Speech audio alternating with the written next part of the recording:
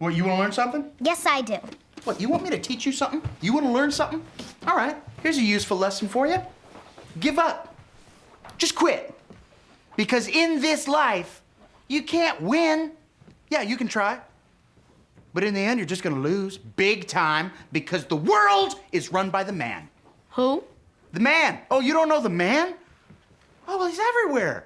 In the White House, down the hall, Miss Mullins, she's the man. And the man ruined the ozone, and he's burning down the Amazon, and he kidnapped Shamu and put her in a chlorine tank, okay? And there used to be a way to stick it to the man. It was called rock and roll. But guess what? Oh, no. The man ruined that too with a little thing called MTV! Hey everybody, I'm Jay Bullington. And I'm Keith Carcino, and we want to know, Have you seen this one?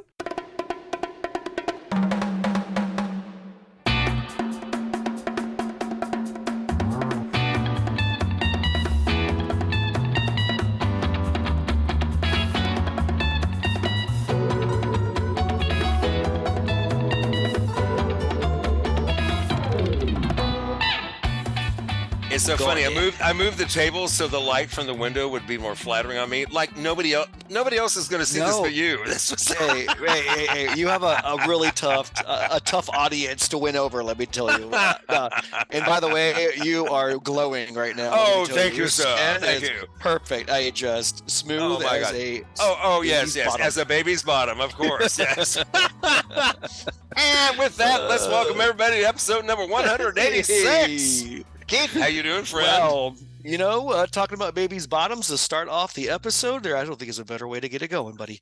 I guess. Are you telling me something? Yeah. What? Are you saying something about a baby? What? A baby's bottom and how smooth it is. Dude, I thought you were like announcing that y'all were having another baby. No. That's what you were getting at. Okay. Holy crap! Are you kidding me? No. Okay. Never mind. Going back. No, nothing at all. No, actually, I'm doing quite well. We just got off of an entire week off. This is considered the Southern Hemisphere spring, so we just had a spring break here in the first week of October, and it was wonderful. We went to this place called Arequipa. It's the second largest city in Peru behind Lima, and about 3 hours away, there's Colca Canyon, which is the second deepest canyon in the world. In fact, 2 of the 3 deepest canyons in the world are in this area here in southern Peru. Wow. And so, it's actually twice as deep as the Grand Canyon, which is really hard to believe. If you've ever been to the Grand Canyon, you know how spectacular it is and how deep it is. But absolutely, this place, yes, I have, yes. And I guess they measure that by the top of the highest mountain to the part of the deepest canyon, the lowest part. I don't know. I guess. But, it's hard to believe. I don't care about the specifics. I'm telling you, in person, it's just breathtaking. That's all. Right. Yeah. And this place was much the same. It was just breathtaking. We got to see the Andean condor, which is one of the largest birds in the world, fly above us. Cool! And Carissa got to see that. Yes. Oh my God! How cool is that? Oh my God. The temperatures were beautiful, cool, and kind of warm. Kind of a nice mix of both.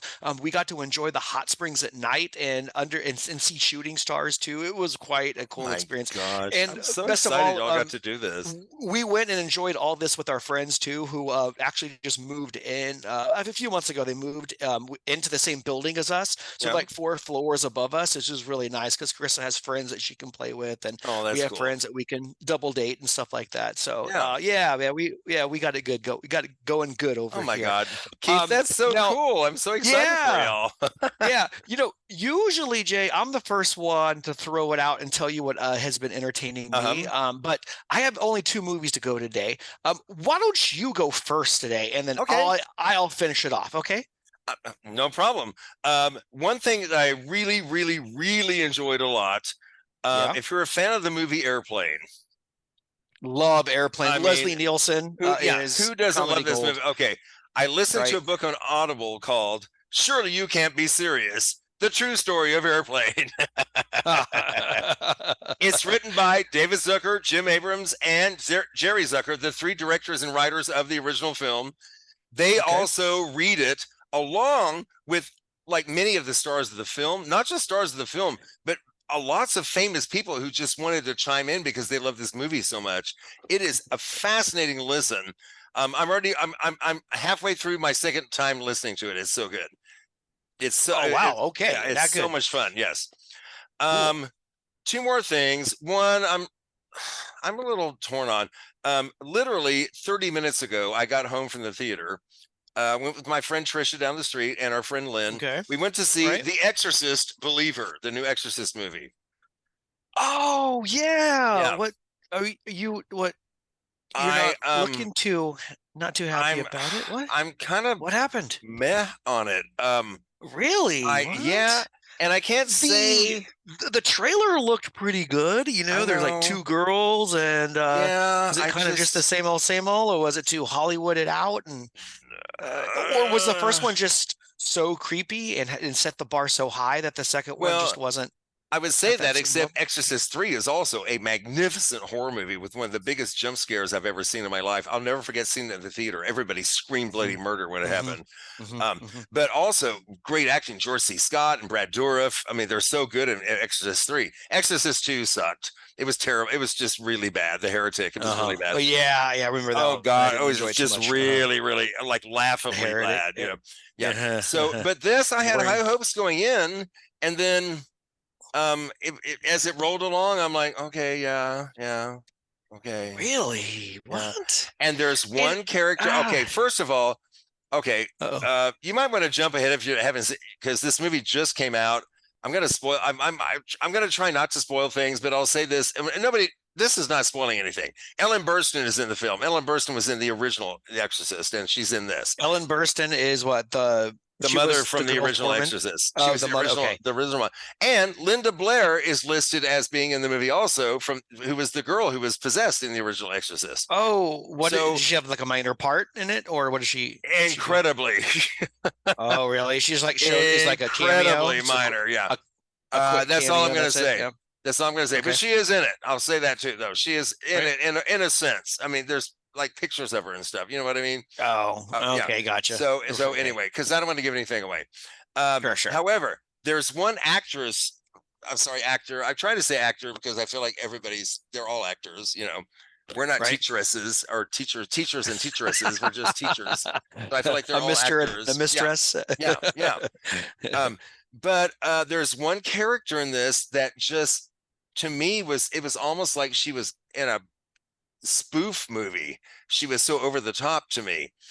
And it just Oh. took me out of the movie. And apparently I'm the Oh. only person, because I went, like I said, I went with two friends. They both did not feel this way. They were like, "Oh no, they liked it much more than I did." So I think I might be, I Oh. think I might be in the minority here, because also our good Okay. friend Kelly. Hey Kelly, hey. Hey, Kelly. Hey. Our good friend Kelly. She said she enjoyed. She said it wasn't the best, but she enjoyed parts of it. And I was like, yeah, I can see that. Okay. But to me, Okay. the best scene of the entire movie. When do you say this about a horror movie? The best scene of the entire movie is the last final moment in the movie. It's the best moment in the movie, and that's all I'm going to say. Now, was that because it was actually good, or because it was finally over? I'm just going to say that it's my favorite moment in the movie. That's all I'm going to say. Ooh, I'm gonna have to look. I will be Because I don't watching want to. this. This no matter is a what, brand when it new comes out. movie. Yeah, I don't want to spoil a Right. brand new movie for everybody. So I'm just Right. saying that Right. if you go to see it, wait till the end, because I think the very last moment in the movie is like the best in the whole movie. Anyway. Okay. Ooh, well, at least that gives you something to look forward to the end. Yeah. All right. Okay. Well, that's good. Thank I you. want for to talk about one more thing. Rick's cousin Lisa. Hi, Lisa. Hey. that. Hey. Hey, Lisa. She came and spent the night last night. She came to visit, and we went to one of our favorite restaurants here and had the it's Bartlett's. Okay, y'all, it's Bartlett's in Austin. Yeah. The best French okay. dip sandwich you could ever buy on the planet. Oh my God, it's amazing. And it's not cheap. I'm just saying, it's not a cheap place to go, but oh my God, it's so good. Right. And I'm having my Worth it. leftovers for dinner tonight, and I'm hungry right now just thinking about it. Ooh, heyo. Yeah, I'm telling you. So we went there and then we came back, and she says, Jay, you have to watch this series. It's from it's from 2019, actually, when I looked it up. So Okay. she said, it's not new. She said, whatever I tell you about it, it's really good. And so and bless her heart, I put it on, And then she said suddenly, "Stop, Jay, stop." And I was like, "What?" She said, "I just realized something." I'm like, "What?" She said, Oh no. "This is a series about a man who lost his spouse to cancer after being together for 25 years." And she's like, when she realized, she's oh my like, "Are you?" gosh. Oh, And I'm like, "Okay, you know what?" Well, I said, "Okay, Lisa, I know that going in, so we're good. We're good going in, you know." And Okay. if it's too much, then no, I'm telling you, Keith, this is the most enchanting. Ricky Gervais. Do you know Ricky Gervais? Of British course actor? I do. Yeah. Comedian. Yeah. Writer, director, and star of the show. He plays the main character who lost his spouse to can't, you know. Oh, he's so versatile, man. Let me tell you, from comedy to drama. I'm telling he has you, it all. there are 3 seasons. I'm halfway through the 2nd season right now. I am just already? so into the. Oh yeah, I can't stop watching it. It's funny, and then you'll laugh, then you cry, then you fucking laugh harder after that, even because something is like, I just, what's it called? I don't think you've said the name yet. It's called it's called Afterlife.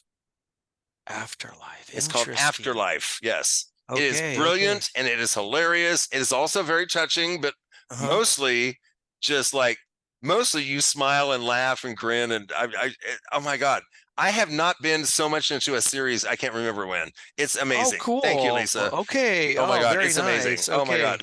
Yeah. So that's great to hear. yeah, Oh, cool. Afterlife. Okay. Yeah. Watch Afterlife. Nice. Yes. Okay. Good deal. Good deal. So good. to Everybody hear. watch that. Okay. So let's get into the movie that you had to me watch for this episode. Okay.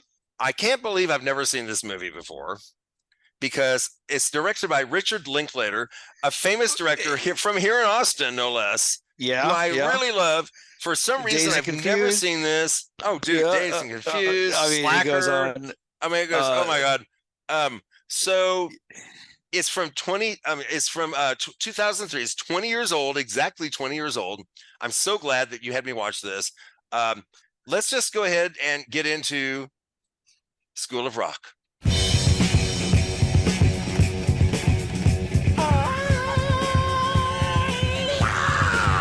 If he doesn't come up with the rent by the end of the week, he's out of here. You wake me up for that? Come on! Dewey Finn would have sold his soul for rock and roll, but nobody was buying. You're an embarrassment. You're out. Maybe it's time to give up those dreams. Don't you miss rocking out? You're not a teacher, Ned. You're the cross-dressing incubus from maggot death. Dewey, I'm not a satanic sex god anymore. I'm a sub, and soon I'll be a certified teacher. Is this Mr. Schneebly? I'm the principal here at Horace Green Prep, and we need somebody to start immediately. So how much are we talking here? $6.50 a week.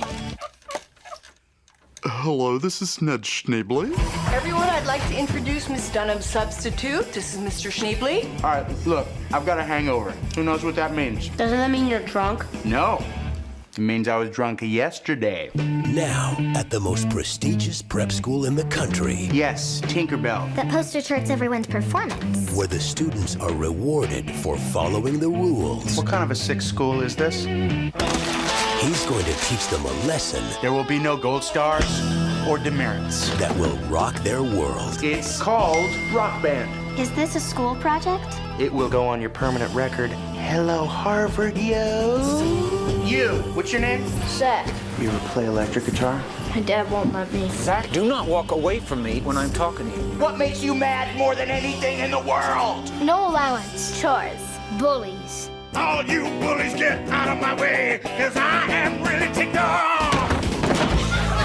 Mr. Schneebly, just wanted to say, that was a really cool lesson today. Oh, thanks, dude. All they wanted was an education. They're gonna laugh at me. You have an incredible singing voice. People are gonna dig you, I swear. Okay. What they got Clear. was a revolution. I've just been informed that all of your children are missing. And if you wanna be a teacher, Jack Black, the School of Rock. it will test your head and your mind and your brain. So our movie this time is School of Rock from 2003, directed by Richard Linklater. Pardon me. Dazed and Confused, A Scanner Darkly, Waking Life. Remember Waking Life, which we covered here that you haven't watched. We did cover that. Glad you watched that. Let's see. It stars Jack Black, Nacho Libre, and High Fidelity. Joan Cusack, who my favorite performance by her is in Addams Family Values. Addams Family Values, yes. She's so good in that. Oh my God. Miranda Cosgrove. One of the students is Mm-hmm. Miranda Cosgrove, who was iCarly on Netflix. Yes, on Nickelodeon. she was Summer. She was the Yes. the goody two shoes overachiever. Yeah, she plays Summer, and she was also every Saturday morning she's on a show called Mission Unstoppable, and it's a really cool show about women in STEM research. Meaning science, technology, engineering, and mathematics. Right. And it's a really cool show, and she's a host of that every Saturday morning, which I kind of just watch just because I think she's really cool. She was 10 years old though when she made this movie. Wow. So she's only 20 right now? 21? No, this was 20 Wow. years ago. So she's 30 now. Oh, this is 20 years ago. Yeah, Oh, this is geez. 20 years ago. So she's 30 now. Yeah. Oh, yeah. Okay. Which she doesn't look at it, but anyway. Yeah, right. Also, she's Sarah aged well. Silverman is in this movie, and I'm going to bring that up Oh, again that's later. right. She I has a love small Sarah part too. Silverman. I love her so much. Yeah. She's Um, great. She's funny. She's so witty and She clever. is such a and smart, strong funny feminist. person. That is, she's she's kick cool as ass. shit. She's a She's super badass. cool. Yeah. Uh-huh. Okay, so summary. After being kicked out of his rock band, Dewey Finn becomes a substitute teacher of an uptight elementary private school and tries to turn his class into a rock band. Okay, that's very simple explanation for it. So Keith, when this came out, did you go see it at the movies? Did you see it No, I don't even remember on how I cable saw or it. I think, something, or- yeah, exactly. That's how I saw it. Okay. It was cable. Yeah. Yep. Just wondering. Okay. So we start out and we're in a rock club, this rock band called No Vacancy. They're performing at a nightclub 3 weeks before auditioning for the Battle of the Bands. And their guitarist, Dewey Finn, he's really obnoxious. I mean, it's, if you know Jack Black and Tenacious D and he's like an over the top, crazy, super eclectic front bandsman, I guess. But they're trying to sing a straight ahead hard rock song. And he's doing all this. And then he does the audience, the dive into the audience. Dive. Yeah, the stage dive. And of course, everybody backs up because, oh my God. And so he lands right on his face on the ground. Yeah. I liked how they cut from him hitting the ground until like him like face down in face the bed down in his bed. Yes. Okay. Right. So we go to and we go to the next morning, and his roommate Ned Schneebly. Remember that name, Schneebly. Ned Schneebly, and Ned's domineering girlfriend Patty DeMarco, Sarah Silverman. Oh my God, one of the most unlikable characters on film ever filmed. I love her, and yet every time she opened her mouth, I'm like, "You're too good at this. I don't like you." Yeah. Oh, she is right. She nails this part of like this domineering. Oh my God. And of course, her boyfriend Ned Sheebley is like this pushover. Like he has no backbone at all. And she's like, "Are you gonna let people push you around forever? Then go do what I said to do." I'm sorry. And then he goes and does it begrudgingly. I love it. Oh yeah. So but the next morning, Ned Schneebly and Patty, they tell Dewey, "You're gonna pay your overdue rent, or you have to move out." So he goes to his band's rehearsal session. When he gets there, he's been told that, okay, you've been fired. You've been replaced by a guitarist named Spider. Okay. Spider. And he's like, well, I'm going to go be famous without you all. And it's like, yeah, okay, good luck with that. Okay. Yeah, So right. while trying to sell some of his equipment, Dewey answers a phone call from Rosalie Mullins. Okay, Rosalie Mullins is the Joan Cusack character. She is the principal of this private school. Yeah. Horace Green Prep School, and calling for Ned Schneebly about a short-term position as a sub teacher. So desperate, Dewey says, "Oh yes, this is Ned. I'll be there." And yes. So he gets hired. On the first day, he doesn't know how to spell Schneebly. Even he doesn't even know how to spell the name that he's supposed to be. So he adopts the name Mr. S, and his behavior is just like the students are like, "What's going on?" Because they're used to this super regulated school thing, Right. They know, like, and the kids too are very well trained. They have these expectations they know that they're set for, and it's an expensive school. Their parents pay what was it, $15,000 a year, which you hear multiple times throughout the movie. I was going to say, and that was 20 years ago. Right. So just imagine now, Right. But he is so unprepared. It's like he's like, go play recess. I'll just sit here. I have a super like. He wasn't even trying to hide it. I have a hangover. Anyone know what a hangover is? Like, let me teach you what a hangover is. That's all I can really. He has nothing really much to offer these poor kids, unfortunately. Which not at first. Not going to fly well. Not going to fly well. Not at first. That's right. Yeah, not at first. It's amazing how he finds his way. When he accidentally observes all them in their music class and he sees that there's some talented kids here, and I want to say right now, Richard Linklater said he would not do this movie unless they hired kids who could actually play instruments. Really? These kids are actually playing these instruments. Oh, cool. These kids are awesome. So they're and some of them are better actors than others, whatever, but they're kids, but they all pull it off, and when they're performing, they're actually playing. That's them playing the music. That's it's cool. really I didn't know that. I didn't know that. Okay. Yeah. Well, that explains why the only kid who is like a famous, who has become famous after this is the band manager, right? She wasn't playing an instrument because and that's what's really funny, because in real life, Miranda Cosgrove had a great singing voice. Is that right? Oh, she really? actually did musicals before. Oh, wow. But she went to a voice coach, and for a 45-minute lesson, the voice coach taught her to sing the song Memory badly. They practiced singing it badly. She was so good that she could practice singing it badly and remember exactly how she sang it badly. You know what I mean? Actually, she's a really good singer. She can actually sing. But I thought that was so funny to find that out. Anyway, after seeing the students' talent in their music class, Dewey's like, okay, I'm going to do a new band with these kids for Battle of the Bands. I'm going to use these kids because they're so talented. So what do you think about that? You have to. This is the point when I said to myself, literally, almost, I didn't say it out loud, but I'm thinking in my head, okay, you got to let go of logic right now and just go with this. Okay, good. Okay, because I think if you held on to the logistics side of it, you're gonna not like this main character played by Jack Black that much. And by the way, it could have been worse. Jack Black is substituting for a teacher who apparently fell down in the shower or the bathroom or something. In the original script, Jack Black's character Dewey hit her with his car.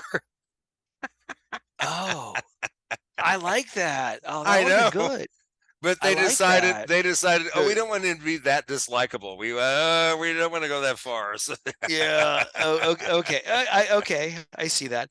Although I must say, this does not feel like, I cannot believe Richard Linklater had a hand on this. I know. Right? It does not seem like anything he's ever done before. That is like the biggest surprise of this whole thing. The fact that Richard Linklater did this silly, nutty, but I'm telling you, and this is the point, Keith, where I just kind of, I'm just going to let myself go with this. Good. And this is the point that the joy started falling, because I'm going to tell you, I already sent you a message. This movie is freaking adorable. I'm sorry. It's just adorable. Oh, that's great. It's so cute. Oh my God. I've watched it 2 times. I've got it on right now back here on mute while we're recording this, just on. So it's like, filling the vibe in the room, Okay, cool. Keith, this movie is so much fun. I'm going to say it before we even end this. I recommend watch this movie. It's so much fun. Okay. Oh, that's awesome. So much fun. So much fun. I'm a huge fan of Richard Linklater. I'm so surprised that this is something that he would pop out. It's not bad either. It's so different, but it still works. It still works. I think maybe I was afraid that I would not like it and be disappointed because it was him. You know what I mean? Right. Okay. Yeah, I do. Absolutely. Yeah. Anyway, okay. So, so he devises this plan to form a new band to audition for Battle of the Bands. He casts Zach as the lead guitarist, Freddie as the drummer, cello player Katie on the bass, pianist Lawrence, that's the Asian guy who was so cute. Oh my God, he's so sweet. Yep. And himself as lead vocalist, of course. The rest of the class, he gives them various co-lead and the backup singers are awesome. Those three little girls. Oh, those voices on those 3 little girls. I'm like, holy crap. I know. Oh, damn. And Summer is made the manager because she can't sing. Supposedly she can't sing. She did a great job not singing well. Right. So, but also she had one of the best parts in the movie. She's like my favorite character in the movie. I mean, she really is. Yeah. When she finds out what a groupie is, she's like, they're sluts. Right.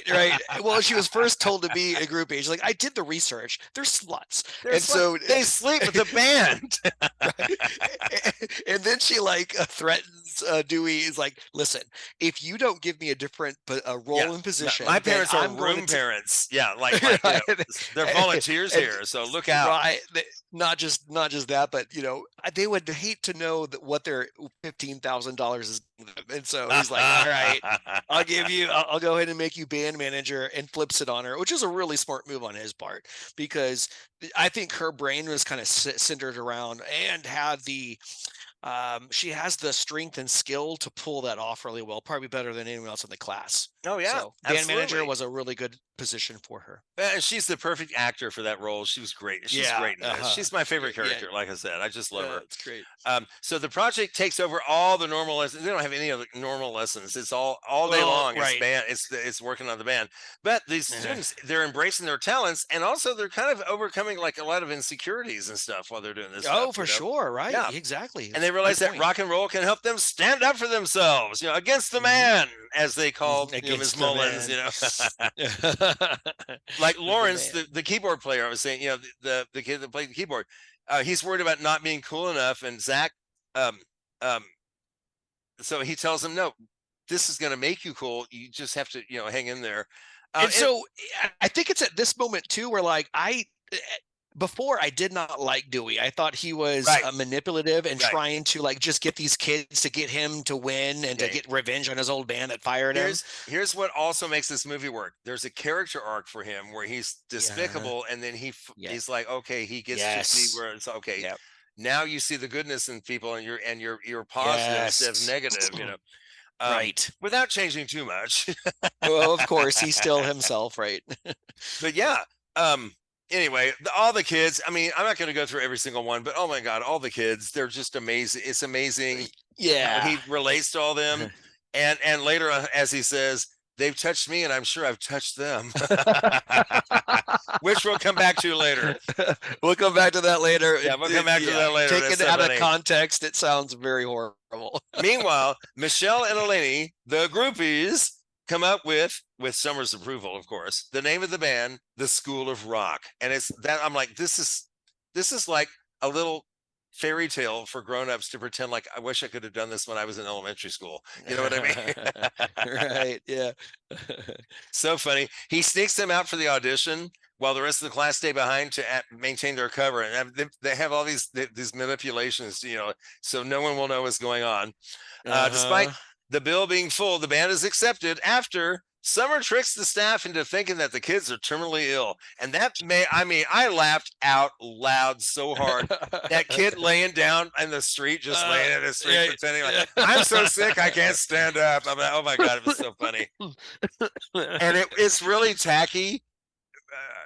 When you think, I mean, I don't know if they can get away with that now. I don't know, but oh my God. Of course not. No. I'm sorry. No, I laughed so hard because the kids were so in on it. They were so all right. This is our only way. Their only way to get them to let us on. Oh yeah.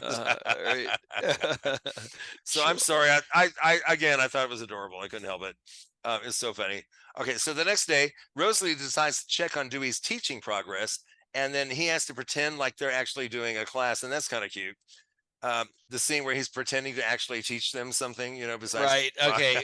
He's teaching them with like a guitar in his hand too. It's like the best way the kids can learn is through music. Yeah. And which is, he's not wrong. That's actually a pretty good tactic, actually. We skip past it, but he's having lunch with the other teachers. They're asking him about his teaching methods. And he's like, I believe that children are the future. And he goes into that. The lyrics Whitney from Houston. Yes, the Whitney Houston song. Whitney Houston. I believe the greatest love of all. Oh, yeah. Yeah, that's the and one of them right. even says, "Isn't that a song?" And he's like, "No, that's not a song." No, I'm pretty sure I just made it up on the fly. It's what I truly believe. Okay, buddy, sure. So the day before the Battle of the Bands, Ned, the actual Ned Schneebly, receives a paycheck from the school in the mail and realizes that Dewey has been impersonating him, and it's like, what the fuck, dude? And this is the person that Dewey's been living with all these, who knows how long. I want to say years. It sounds like. Yeah. So during a night when the parents are supposed to go to the school, they want to know about Dewey's teaching methods. And then Ned and Patty and the police come with the police. Great timing. they confront him while he's talking to the parents. I mean, it's like, oh my God, this is great. While he's admitting that he's lied about who he is, he's not a teacher. He should be put in like a crazy house and like locked up. I mean, in real life, this is insane. But in this movie, you're like, oh, I hope he gets away with it. Just and you kind of know he will, just because the kind of movie it is. It's like this movie's a fantasy, you know. It's a fantasy. When Rosalie gets there, Dewey reveals his true identity, admits he's not a licensed teacher before running. So at home, Ned tells Dewey, you got to leave in the morning. You got to get out of here. So the next morning, the parents confront Rosalie, the principal, Joan Cusack, at her office, and not wanting their hard work to go to waste, the kids sneak out of school and direct a bus and take them to pick up Dewey. So come on, we're rock and rollers. We're picking you up. Let's go. We're going to do it. And he is ready to rock. Of course. So they go to the competition. While back at the school, the new substitute discovers all the kids are missing. So Rosalie and the parents race to the competition. Meanwhile, Ned stands up to Patty and goes to Battle of the Bands. He stands up to Sarah Silverman and says, no, I'm not going to listen to you anymore. I'm going to do what I want. Okay. And I was actually very relieved. I love Sarah Silverman, but her character is so dislikable in this movie. It's right. unbelievable. No, right. That's crazy. Even though which I think in the I liked it even more. Right? I know, but in the real world, it would be me. You know what I mean? What do you mean? Because she's the realistic one. She's being realistic. Oh, right. No, she is realistic. I think she's just a little too domineering, if you ask me. She's very domineering. But as far as what she believes, I would believe what she believes in the real world. But in this it's not fair for Dewey to just get by without paying rent for what's it, at least 2 or 3 months. Like he owes over $1,000. He needs to pay that. Yeah. Or get kicked out. So she's right. I agree with you. Backstage, Dewey says, we're going to play your song, Zach, the song that Zach wrote. And immediately following No Vacancy, the band that he used to be a part of. Yeah, I noticed School of Rock plays Zach's song, and they win over the whole crowd, including the parents who finally bought tickets and came in. And I like that, right? And I love the changeover. The two dads. Your son is very talented. So is yours. So is yours. Yeah. I love that too. Right? Yeah. That they were so much against it until they saw them in action. They realized, they saw their hey, these confidence. Those kids have such confidence up there. Oh yeah. Well, and you saw them change too from these, very shy, and they weren't willing to like really feel the passion of the music, but it finally overcame them thanks to Dewey and his teachings. I think that was a really cool part of the movie too, to see their transformation as well. Well, that number earlier. That Zach song, I'm watching them do it right now on my TV. It's right here. Good timing. So much to Dewey's disappointment, No Vacancy, his old band wins the contest. But the audience is more impressed with School of Rock, and they demand an encore. And the parents admit to being impressed, like we said. And even Rosalie is like, he's like, you're not mad? She says, I'm furious, but I loved it.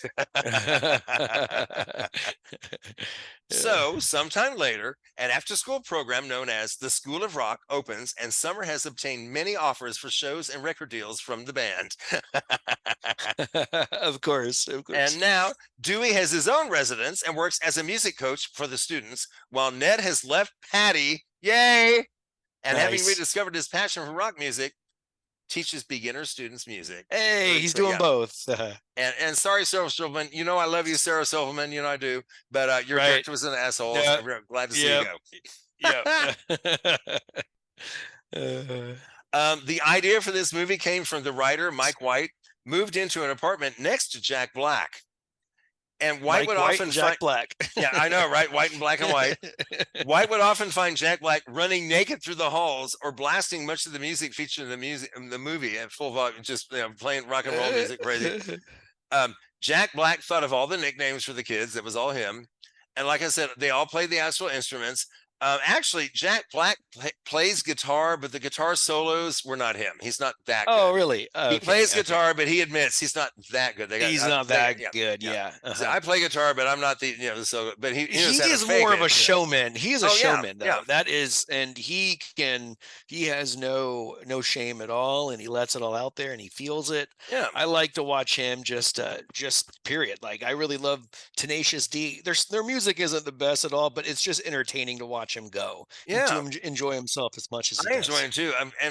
Like I say, it's the there's a sense of humor behind all of it that is just inherently there. That's so funny. Yeah. Right.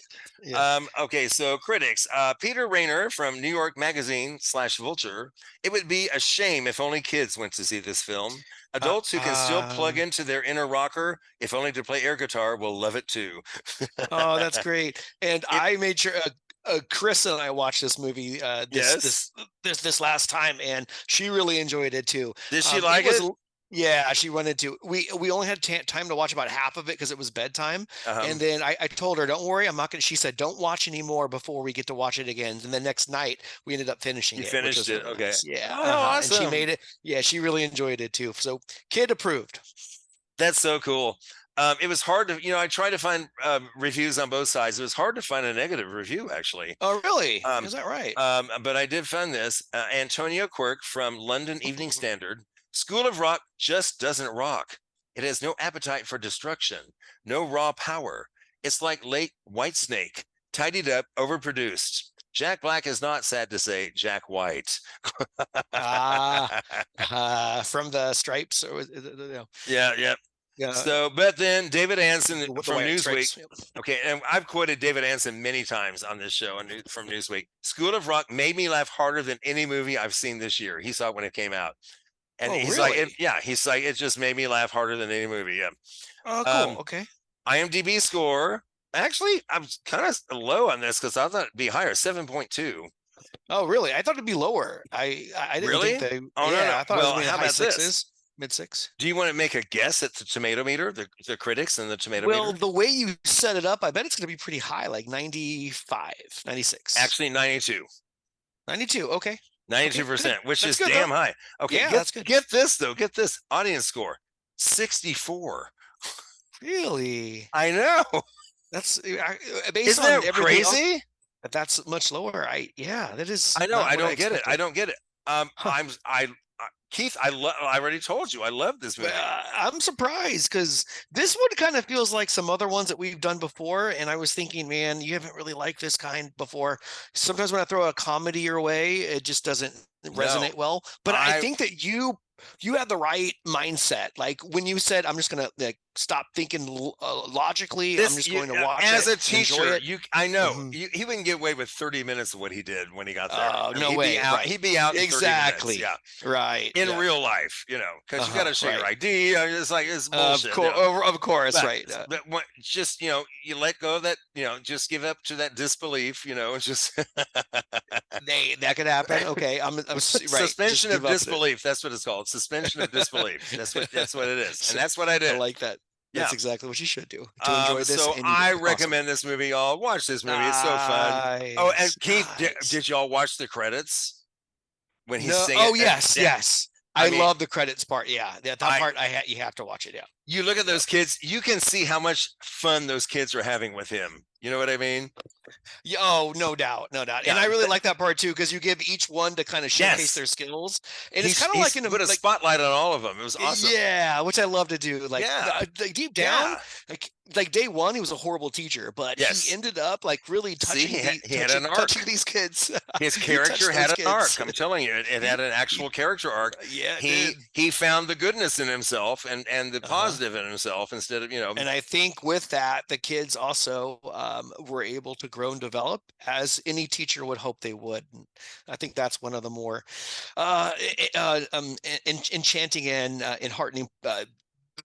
I thought that was one of the better parts of it. It leaves you feeling good. It leaves you feeling good. Absolutely. Absolutely. I actually rewound it a couple times the first time and just watched them do it again.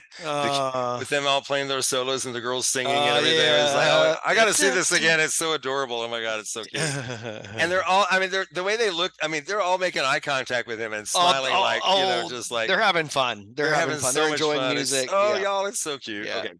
Okay. Good stuff. So I recommend moving on. You can contact us at haveyouseenthisone.com. You can find us on Facebook, Instagram, and Twitter. Yeah. You can also find our podcast on Apple Podcasts, Spotify, Amazon Prime. Basically, any place you can get a podcast, you can find us there. And if you do find us there, please subscribe and please leave a rating, hopefully a high one. If it's not a high one, let us know what you would like to see to make it a high one, or here to make it a high one. Sorry, you're not gonna see anything. Sorry, you're not seeing nothing. You ain't seeing nothing. Because I ain't making no money. Pay me some money, you might see something, okay? But yeah. Hey, sorry. Hey now, hey, watch it. I'm just saying. I ain't giving it away for nothing. Nice. Okay, so Keith, our next episode, I can't believe this. It's gonna be it's our 8th annual Halloween special. 8, man. Our That's 8th awesome. annual one. That's so and cool. we have a double feature coming up. And we have 2 guests. Of course, as always, our good friend Latrice Carter from Horror Movie Warriors. Got to. My birthday sister, you know, Yes, she's not, we have the same birthday. Excited to have Latrice on. Absolutely. That's awesome. Okay. Great. She and you and I are going to watch and talk about scary stories to tell in the dark. Yes. Oh man, I'm so glad we're finally getting into this. And I knew you had mentioned it. Yep. Yes, from the classic children's books about scary stories to tell in the dark. We're finally there. This is one that I'm going to look forward to watching. I've read the books and I love them. I love them since the first ones came out when I was a kid. Oh, and and like we said in a previous episode, we actually will read these to our kids, to our students as well, because it's good literature. It's nice to find books that will scare you, and it's hard to be able to find one that's also scary and appropriate for children. Yes, right, and that's what makes these. But remember the illustrations, how horrifying they were. Okay, this is one of the best parts of it. That is the best part of these stories. Just wait. All right, just wait. I like okay, well, it's a double feature. Our second feature. One? I'm sorry, real quick. Is this one that I could watch with my child, or probably not? I would watch it first. I would watch it once and then maybe later if you feel okay with that. But I'm saying this because I haven't seen it since last year. I watch it every. I've watched it the last couple of years. Halloween time, but I haven't watched it since last year, and I'm trying to remember. And I never thought of it. There might be some parts that might be a little tough to watch for kids. Okay. Well, you know, I'll watch it first and check it out. And that'll be good for you to let people know on the podcast too, to let other parents know. You know, right on. Okay, right. Okay. Okay. So our second feature is going to be with our special guest and our podcast Good Luck Charm, and our dear friend Kelly Arnold will be with us. Oh man, you can't get Kelly on here enough. That just makes me happy to know that she's coming back. And we're all going to be watching and talking about the movie Murder Party. Murder Party. I don't have the year here, but it's recent. I'm saying the last couple of years, I want to say. And Keith, it's only an hour and 18 minutes. So, you know. Hey, all right. You just turned my mind on. All right. I'm in. You got me. So hour 18. How bad? I know, right? I can handle it. But hopefully neither of these will be torture, I hope. I want everything to be in the Halloween spirit. I'm really excited about we finally got to this season. Oh my God, y'all. Here in Texas, we made it, buddy. We made it today. Oh my God, y'all to walk the dog this morning, Justice. I had to put a jacket on. What? I put on a jacket, y'all. Dust it off first outside. Before putting it on. Oh my God! Wow! It was like 55 degrees and a little breezy. It was like, I'm gonna put on a jacket. What do you know? With a jacket. Well, goodbye, 100-degree weather. See you next season. Awesome. Oh my God! So glad to say goodbye to that. Jeez. Yeah. Oh God. Sorry. Oh my God. But it's over now. The cooler months are in front of you. So enjoy all the fun stuff's ahead. Yes. Oh, speaking of, I'm not going to say right now, but I'm going to see a live performance this coming Friday. A live performance, fun. A live performance here in Austin, and I'll be talking about that next time. I'm just going to say 2 amazingly funny, brilliant female comedians will be on stage, and I will be seeing them. Yes, that what a teaser. You're just going to leave it at that, huh? You're not going to leave it at that. All right, I like your style. All right. Okay, so to leave you hanging till next time, I'm Jay Bullington, and I'm Keith Carcino, and we both want you to just keep watching those movies. Keep watching movies. Please watch them. They're there for you to watch. Watch them. Watch them. Just watch them.